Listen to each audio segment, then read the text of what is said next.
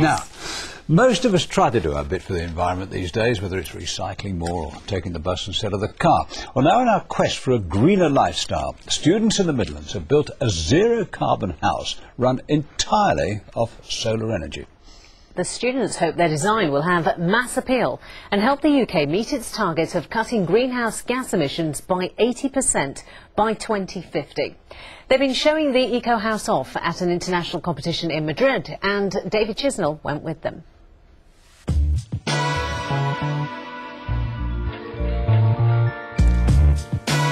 Could this be the house of the future?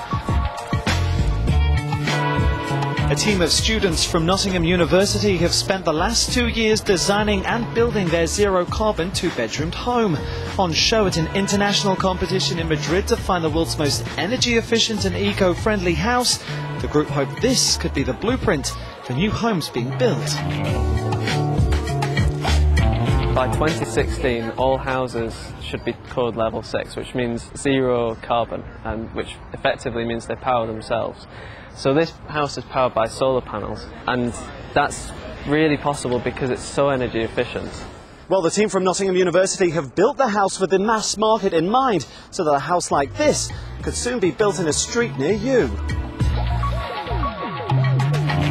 People moving forward need to live in houses that require less and less energy, so we're actually using less energy in the house, but also generating energy. Well, the latest government figures show that this year residential homes in the UK will produce 80 million tonnes of carbon emissions. That's 13% of the total amount of greenhouse gases produced in this country.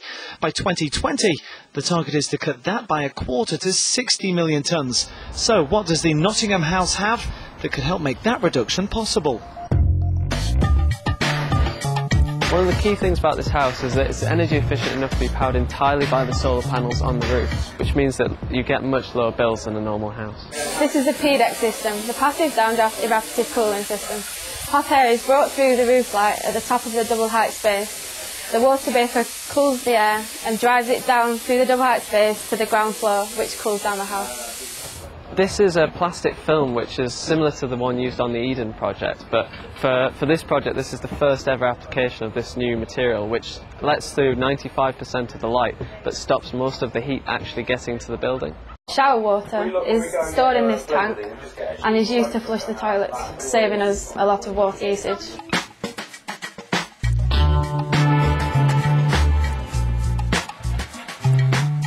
Well, many people avoid going green because of how much it can cost, but the house actually shows that being environmentally friendly doesn't have to be overly expensive.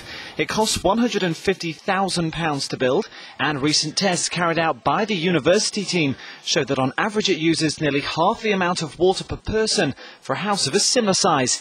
And on the big issue of energy bills, well, it actually consumes only a third of what it generates. So by selling electricity back to the national grid, the house is actually making money. Well, there's probably no better opportunity at the moment than with the feed-in tariffs to actually invest in solar energy, generate electricity and get some money back from that, and it's a good investment. So going forward, I think PV for the next few years is actually a very good way of earning some money out of something that's effectively also saving the environment, saving the planet. The students now hope that their design will be taken on by a housing construction company, so that one day it could be mass-produced throughout the UK. David Chisnell in Madrid for Central Tonight.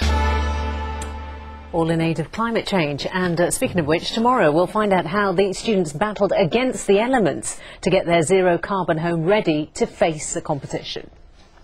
Well, next tonight, a team from Nottingham University has been flying the flag for Britain in an international competition to find the world's most eco-friendly home. The group of students, they spent 2 years designing their zero-carbon house at a cost of £150,000. It's run entirely on solar energy, and it's so efficient that it could sell excess power back to the grid and actually make money. Along with solar panels, the house also uses a water vapour cooling system, and even the toilet flushes using shower water. The hope is that by 2016, all new build homes will be zero carbon. Yesterday, we saw the students' finished house, but as David Chisnell reports, just building it was a challenge in itself, as students have to battle against some very British weather in Spain.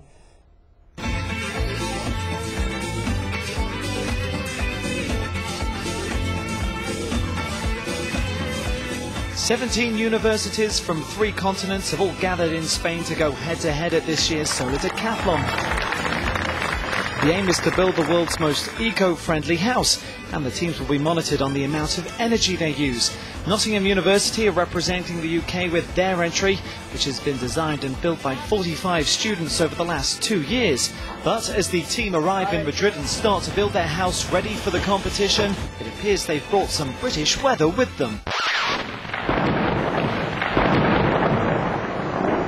Heavy rainfall puts them 2 days behind schedule, and as their plot of land is lower than the other competitors, they are the worst affected. We wondered if the house might sink. There was probably more water in our site than there was in the river next to us. Literally everybody else's water just poured in. We've got till 10 AM tomorrow, and we've got to push it as hard as we can. Obviously people are getting tired, but we just need to take a break.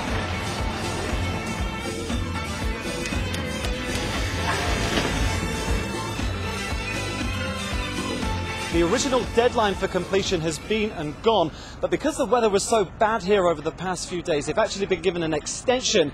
Their next deadline is to try and get the house now ready for 4 o'clock tomorrow afternoon, because the Prince of Spain is coming to visit. So as the sun sets, the team work through the night to try to get the house finished. Another day, and there's still more to be done, despite the hours already worked. Long, tiresome, but we're slowly getting there. Yeah, I think everyone's running low on sleep at the moment. I think 3 hours is the maximum everyone's got, but yeah, we're seeing the finishing line.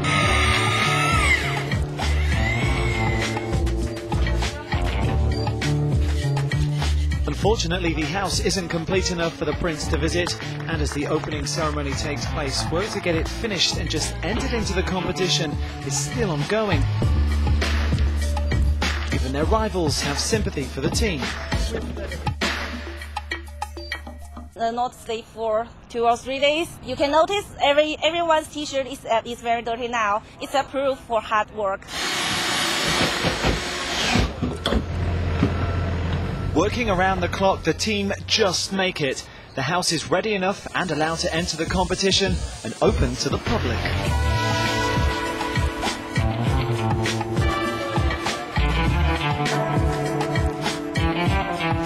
I think it's probably one of the houses I would like to buy and live in. I think the house is great. I like it a lot. Positive feedback for the team make the efforts worthwhile. Over the last few days it's been incredibly hectic. So we've had so many problems on site, so we've been working very late, lots of heavy lifting. But it's all been worth it. It's great seeing the people walking around it and enjoying it. Well, sadly, points deducted for breaking deadlines cost the team, and they didn't win.